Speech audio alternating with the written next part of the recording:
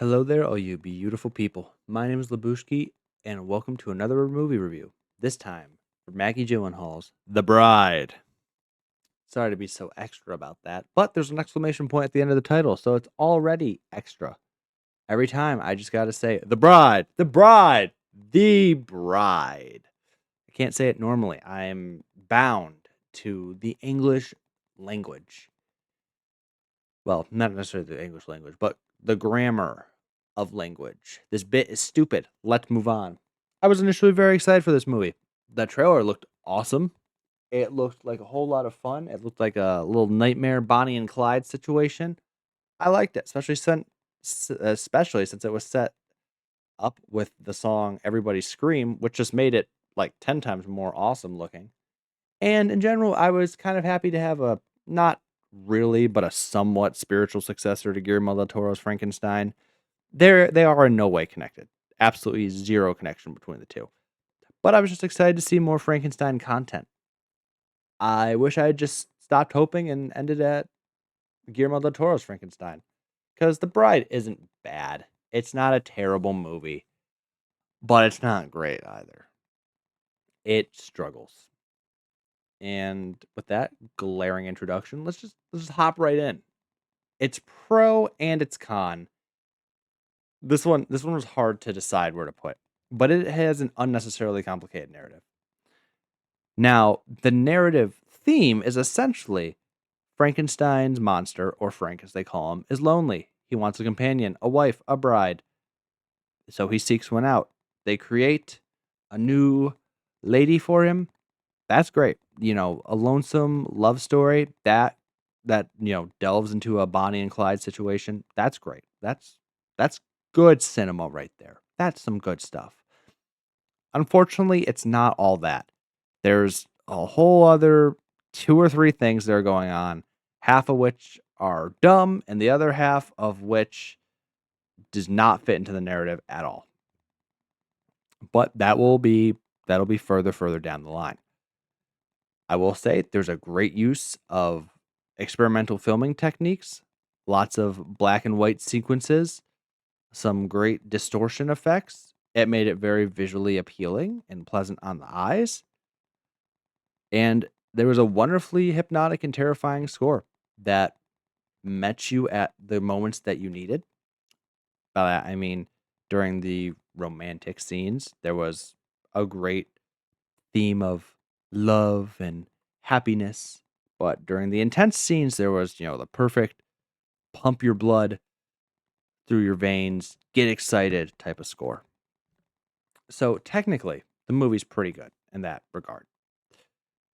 What it isn't good at is the other half of its narrative. Political elements really bog down this narrative. It's the 1930s. I'll admit just as much as anyone, women were treated badly. And that's kind of the general theme that's inserted throughout the movie is that this is ultimately somewhat of it's definitely a pro woman tale. I don't know if I necessarily call it a feminist tale, but for the sake of the argument, let's just say that it is a feminist tale. And, if you've seen the movie, you can disagree with me on that. That's completely fine.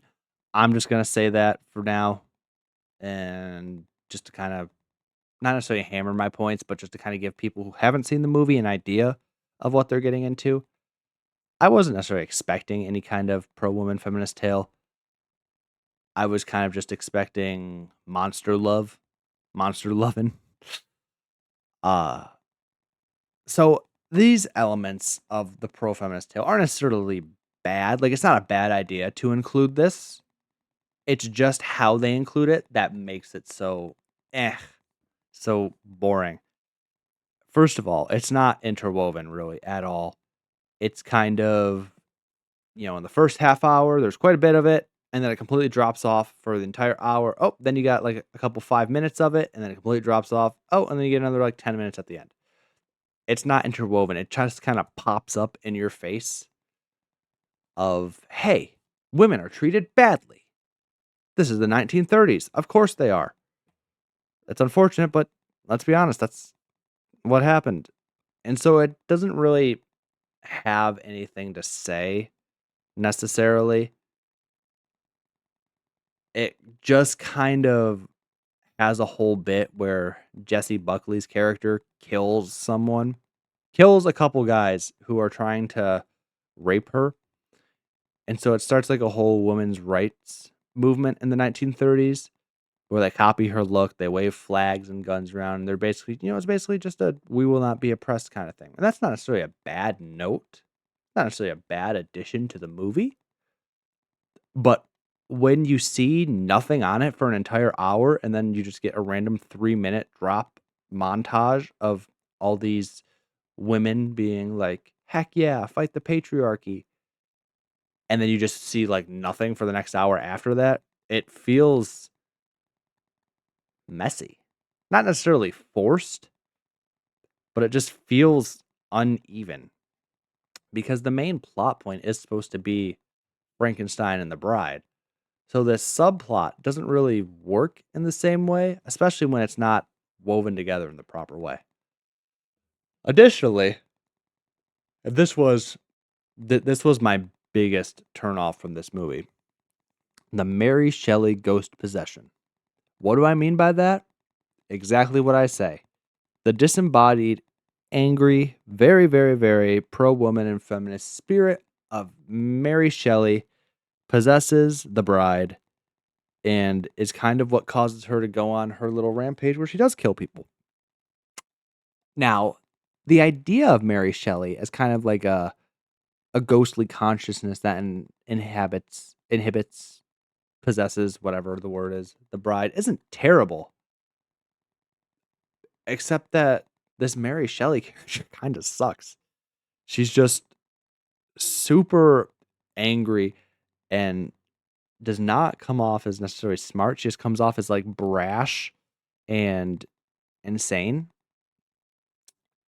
I wouldn't think it does the real Mary Shelley any justice, considering she wrote one of the best novels of all time, especially as a woman. Now, I'm not saying that women can't do that. I'm saying that during the time, a woman writing like the most popular novel ever was like, oh my gosh, what? Ain't no way this was written by a woman. But she did, and I mean, Frankenstein is one of the best books I've ever read, I'll be honest with you. So this idea that Mary Shelley is like a super angry ghost that's gonna possess Ida to start this revolution. That the bride's character's name is Ida, by the way, in case you didn't catch that. It just doesn't make sense, and again, it doesn't work. The entire beginning is Mary Shelley possessing her, and then nothing, and then 10 minutes in the movie, or sorry, an hour later in the movie, she's back, and then you don't see her until the end. It doesn't mesh well. It's like it's literally the bride gets possessed. You get a little bit of Mary Shelley. You get a little bit of like the pro feminist bit. Then you get the love story. End of Act 1. Begin Act 2. You get Mary Shelley. You get a little bit of feminist story. The rest is the love story. End Act 2. Begin Act 3. It just repeats over and over. There's no interwovenness. You can just kind of see where they were like, we need to put this here to make sense, to make this sense, to make this make sense. Except it doesn't make sense. It's just, it just feels off. That's the thing. And I mean, I won't harsh on Jesse Buckley or Christian Bale, both of whom were good in their roles. I've been on the Jesse Buckley is awesome train since watching Hamnet, and she does great. She really does great in this. Christian Bale is a great actor, but he is admittedly underutilized. They kind of turn him into a bit of a puppy dog who follows the bride around. And it's just kind of like the muscle, the meathead. And again, that doesn't necessarily feel very accurate to Frank's character, because we saw the monster in Frankenstein. He starts off as pretty much just a child, but then he goes off on his own. He learns and he grows and he does all this and that. He reads, he becomes like a fully fledged human. And in this, he seems almost like 1.5 dimensional. He has some dimension to him, but that's mostly just love, and he really likes movies, which relatable, bro, but Beyond that, he just kind of acts as the muscle and a bodyguard for his bride, which I guess is supposed to be the man's role in 1930s Chicago. Again, why'd this take place in Chicago, of all places? Was this just because they wanted to start the feminist movement in the USA? Like I don't know why Frank came to the US to do this whole thing. Or well, actually I do. He sought out a specific scientist that was only in the US who seemed to understand Victor Frankenstein's work, blah blah blah blah. But 1930s Chicago? Really? I mean, if anyone's going to get possessed and reanimated, it's going to happen in Chicago, I'm sure of it. So, it makes sense. Ultimately, this is this is just the Joker, but messier. However, it's also Joker Fale Adu, but neater. It's weird. It's got a lot going for it. It really does. And it's not a terrible movie, but it's not a great movie.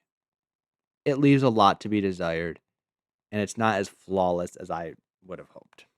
So ultimately, I give it a C plus, a 65 out of 100. It's better than average. It's entertaining, and it's not a terrible movie. But if they edited out like half of the Mary Shelley stuff, or even inserted the Mary Shelley slash feminist stuff in a better way, the movie would be far better. Far, far, far better. Again, this is all my opinion. Feel free to disagree. Ultimately, it's just another movie. So thank you everyone so much for watching. Hope you all enjoyed this review. Yeah. I mean, it's set up to be one of the biggest bombs at the box office, which is kind of surprising because I thought the trailer looked really good. But maybe the word has got out that it's woke and it's a feminist tale or some bullcrap. Doesn't matter. Anyways, thank you everyone for watching. Hope you all enjoyed. Hope I've given you some good things to chew on. I think, of course, that this movie could have had a lot of great potential. And, it's not wasted, but it's not fully utilized. I hope you all have a wonderful day, whatever that you shall be doing. Go see a movie in theaters. Doesn't have to be this movie. It can be any movie. Movies are meant to be seen in theaters, so go see one. Thank you everyone so much for watching once again. And I'll see you in the next one. Until then, take it easy. Peace out.